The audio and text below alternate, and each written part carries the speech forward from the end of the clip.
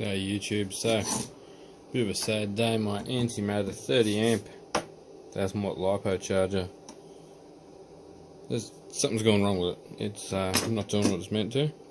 Every time you try and charge something or discharge something, or discharge still works, but every time you charge something or use any of the special modes where it actually outputs power in any way, shape or form, or it does a regenerative discharge, none of that works. Only the passive fan cooled discharge is working at the moment. So what I'm going to do is I'm going to open up the sides of it and have a look on the inside and see what's actually going on in there. Full disclosure, banggood.com sent me this one to play with and review. You'll probably remember the videos probably about 3-4 months ago, something like that. The unit's been absolutely awesome. The other day I went to charge the really small battery bank, sealed lead acids, 12 volt.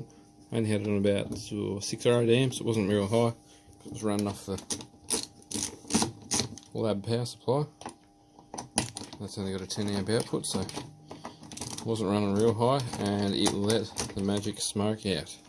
Crackle, pop, bang, and smoke exited. So I'm assuming we're going to open this up and see some stuff that's been burnt. And something's gone awry. Like I said, I was never paid to say anything nice about it, and I've never been real hard on it either. We've only done a few reasonable discharge tests. A couple of 100 amp hour, but it's got an awesome fan, and it does actually automatically shut down if it gets too hot. I had to go back and read the book, but I checked up on that. So it's not like I've left it get too hot, because I'm sure that's happened to them before. Shed a bit more light on the situation. It looks like these should let the case lift off and let us in. Little itty bitty cap screws. So yeah, I told Banggood that I'd open it up and look inside and see if anything obvious had gone wrong, so that they can work with me. They've been good about it.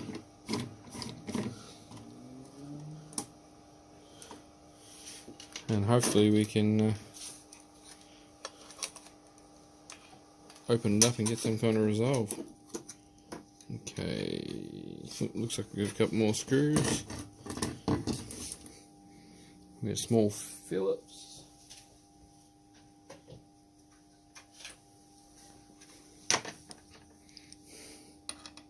Should have had that ready. That's poor preparation by me. But pull it apart and have a look at what's going on in here.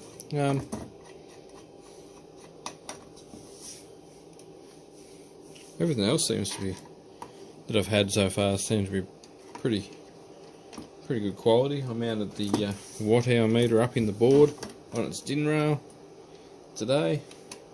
What else have I had from Banggood? Oh, the lab power supply was over there running a 24-inch LED light bar lighting up the shed at the moment. So like I say, most of their stuff's doing me fairly proud. Okay.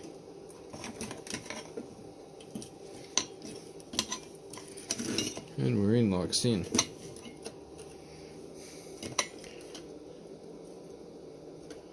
Which one of you lot in here has been really hot?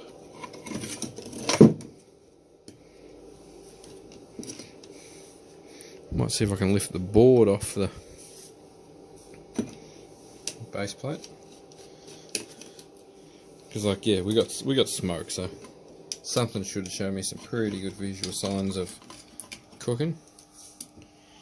And then I can report back to the manufacturer. So one, if it is an issue from manufacturing, they can rectify it so the next people that get theirs don't have any issues. A couple more on the back here.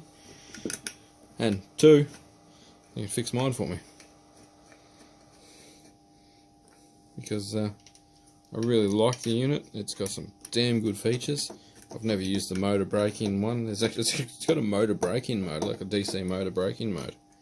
And you can make it run a brush DC motor for as long as they recommend to run them in, like RC car stuff.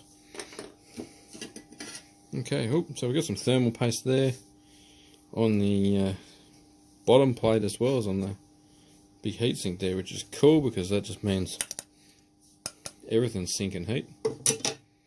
How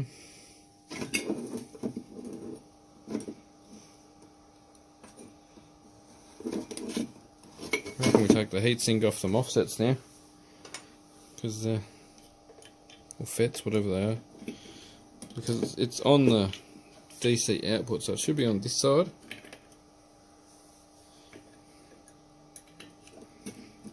Let me see something. Realistically, it doesn't work at the moment anyway, so pulling it apart a bit more is not going to be the end of the world. Got a couple of quick releases there, so you can get that off. That's good design. I like that. Like, I mean, normally you wouldn't be pulling things like this apart, but good design. Another screw.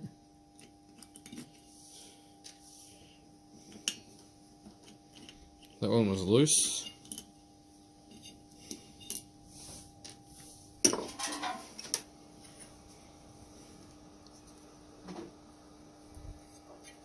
Then that's not all the way out.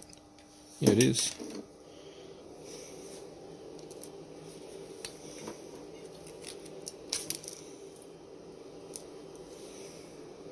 Oh, here we go.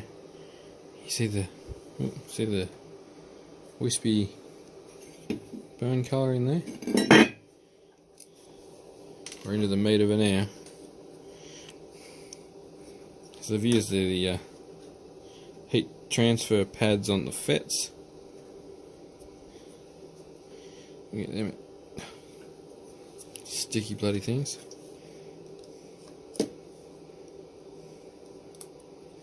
Started in that transistor, or FET or offset, whatever it is. Just get a torch so I can light it up real good for you so you can see better. Right, try and get some focus.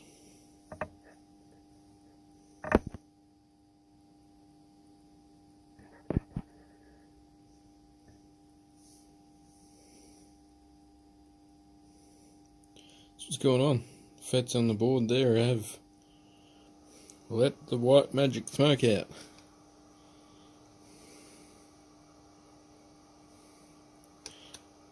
Right guys, I'll update you on what happens with the manufacturer. I'm going to send all this to them. They can do with it what they will. Hopefully they will sort her out under warranty, especially now that I've shown them the problem. And yeah. Hook me up if you're watching Banggood. Thanks heaps for watching, guys. Catch you on the next video, and I'll update you with progress on this. Because, don't get me wrong, these are an awesome unit, and it may just be stupid hardware failure for no real reason. It might not be anything to do with the construction or whatever, but it is built fairly well for any kind of modern electronic. The features and functionality of it are amazing, and the fact that it does 1000 watts or 30 amps. There's some big pros, so don't think that I'm picking on it in any way, shape or form, but I'll update you, see how we go. Thanks for watching, catch us on the next video, and give us a thumbs up or any comments you have about what could have caused this. Thanks guys, see ya.